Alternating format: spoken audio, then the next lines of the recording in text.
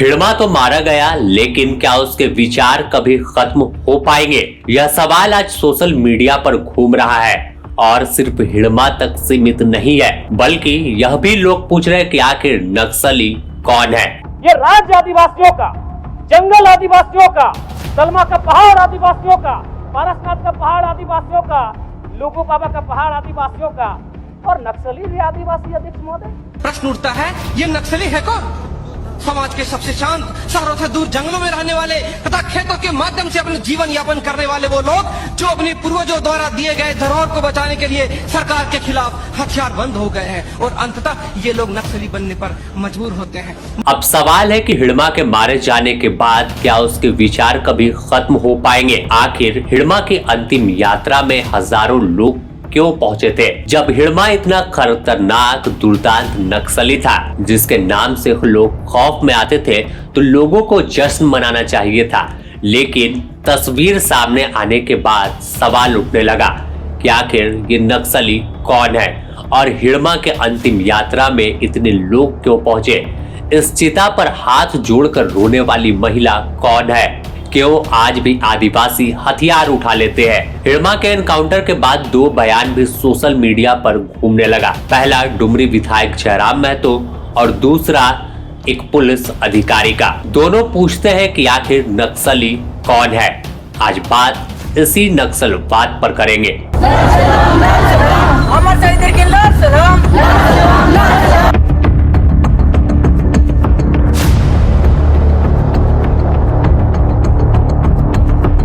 आखिर जंगल में रहने वाले आदिवासी बड़े ही शांत स्वभाव के रहते हैं, लोगों से डरते हैं, खुलकर बात नहीं करते, लेकिन हथियार उठाने की मजबूरी क्यों इनके सामने आई? सबसे बड़ा सवाल आज भी यही है।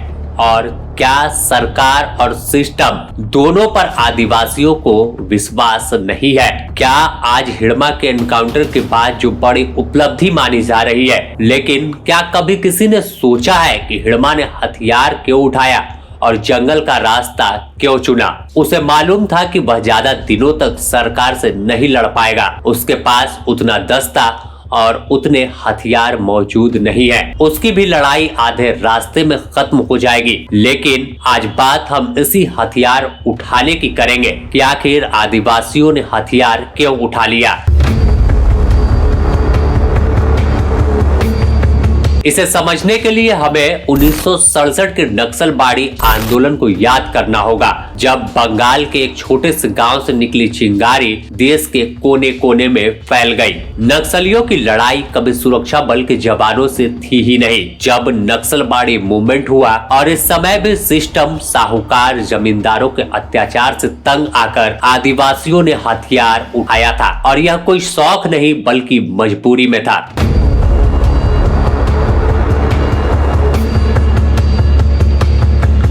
कहा जाता है, कई रिपोर्ट्स में दर्ज है कि आदिवासियों की जमीन लूटी गई और उनके ही खेत में जमींदार साहूकार फसल उगवाकर काट लिया करते थे। इसी बीच एक रिपोर्ट में यह भी दर्ज है कि जब एक महिला नक्सलबाड़ी की ही थी, वह अपने जमीन के दस्तावेज मांगने के लिए जमींदार के दलालों के पास पहुंची, तो उसे पेपर के बदले गोली दी गई, यानी गोली मार दी गई। गोली मारने की खबर सामने आई तो मानो अंदर से जल रही चिंगारी भड़क गई और एक आग के तौर पर बदल गई।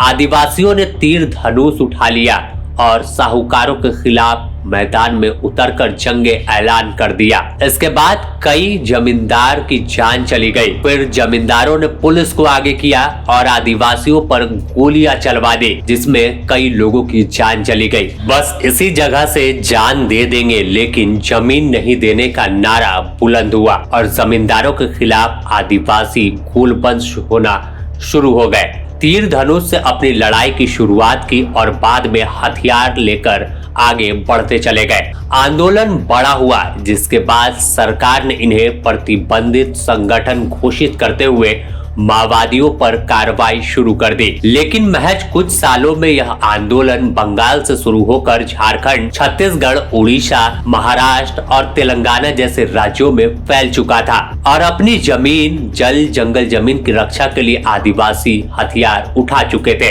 अब बात इस हिड़मा की करें तो इसकी भी कहानी कुछ ऐसी ही है।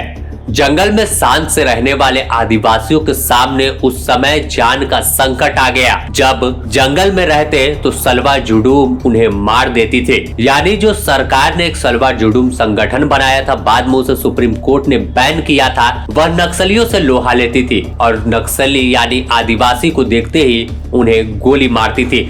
और जब गांव से थोड़ा बाहर आते तो सुरक्षा बल के जवान उन्हें नक्सलियों का समर्थक बताकर पकड़ लेते और कैंप में डाल देते या फिर उन्हें मार दिया करते थे। यहाँ पर भी अगर देखें तो दो अजीब तस्वीर दिखती है कि जो सुरक्षा बल का जवान है वो भी आदिवासी है और हथियार लेकर सरकार के लिए काम कर रहा है, और दूसरी तरफ वो आदिवासी है जो या तो नक्सल से जुड़ा हुआ है या फिर उस गांव से होने का दंश झेल रहा है, जहां दोनों तरफ मार झेला जाता है। कभी नक्सली मारते हैं, कभी सलवा जुडूम मार देता है, तो कभी सुरक्षा बल के जवान पकड़ लेते हैं और इसके बाद तो कहानी ही दूसरी शुरू होती है। पुलिस कई आदिवासियों को कई रिपोर्ट्स में दर्ज है कि एक डिटेंशन कैंप बना था और उस कैंप में जो नक्सल इलाके से थे वहां उन्हें रखना शुरू कर दिया।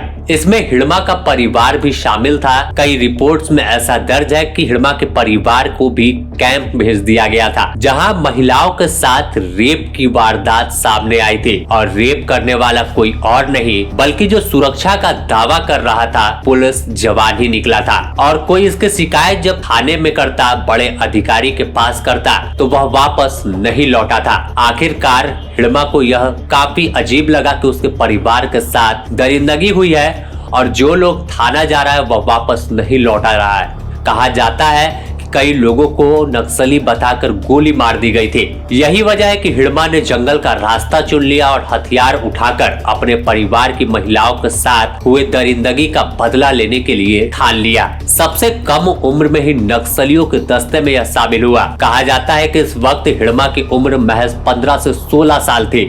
आखिर में अब हिड़मा 20 से 25 साल जंगल में बिताने के बाद मारा गया है। जंगल में ढेर हो गया, लेकिन क्या हिड़मा के एनकाउंटर से सवाल यही है कि उसकी विचारधारा खत्म हो जाएगी? हिड़मा कोई अकेले बड़ा नक्सली नेता नहीं था, लेकिन ये एक विचारधारा पर आगे बढ़ रहा था और सिस्टम और सरकार की मार झेलने के बाद इसने हथियार उठाया था। तो सवाल यही है कि हिड़मा की मौत के बाद दिल्ली तक एक नारा सुनाई देने लगा कि लोग इंडिया गेट पर आवाज बुलंद कर रहे हैं कि तुम एक हिड़मा को मारोगे, हर घर से हिड़मा निकलेगा। तो वही हिड़मा के अंतिम संस्कार में हजारों लोगों की भीड़ जुट गई, जो बताने को काफी है कि हिड़मा कभी मर नहीं सकता। अगर अब बात कर ले तो हम इस नक्सलवाद और आतंक के रास्ते का समर्थन नहीं कर रहे हैं, लेकिन जो भी लोग आंदोलन करते हैं सरकार की नजर में वह उनके विरोधी होते हैं और बाद में प्रतिबंधित करार कर दिए जाते हैं। कई ऐसे लोग भी हैं जिन्होंने जंगल से आंदोलन की शुरुआत की और बाद में सरकार ने उनकी मांगों को माना और आखिरकार जब वह दुनिया को अलविदा कह देते हैं तो उनके स्मारक बन जाते हैं और हर साल फूल चढ़ाए जाते हैं। लेकिन यह भी विडंबना है कि नक्सली भी जल जंगल जमीन के कहा जाता है कि रखवाले हैं। इनके जंगल कटते हैं, इनके पहाड़ कटते हैं, इनकी नदियां खत्म होती है। बस इसी कहानी की वजह से नक्सलियों का खात्मा किया जा रहा है। और यहाँ पर फिर हम दोहरा दें कि नक्सलियों को प्रतिबंधित कहा जाता है, ना कि कोई बड़े आपराधिक गिरोह में इन्हें शामिल किया जाता है। ये अलग है और अपराधी अलग है।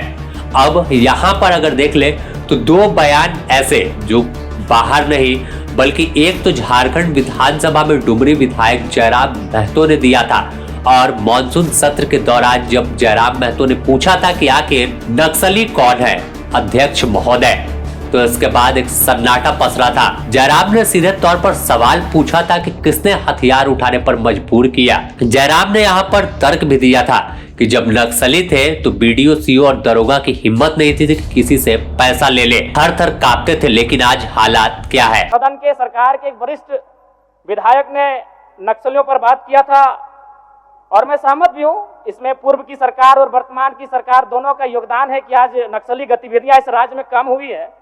लेकिन अध्यक्ष महोदय, सवाल मेरा ये है और मेरा कहना भी ये है, अभी वर्तमान में अगर आप झारखंड पुलिस की ऑफिशियल वेबसाइट को जांचेंगे तो वहां 72 नक्सलियों की सूची है। अगर आप उनके नामों को पढ़ेंगे अध्यक्ष महोदय, मैं 2-3 नाम पढ़ ही देता हूं।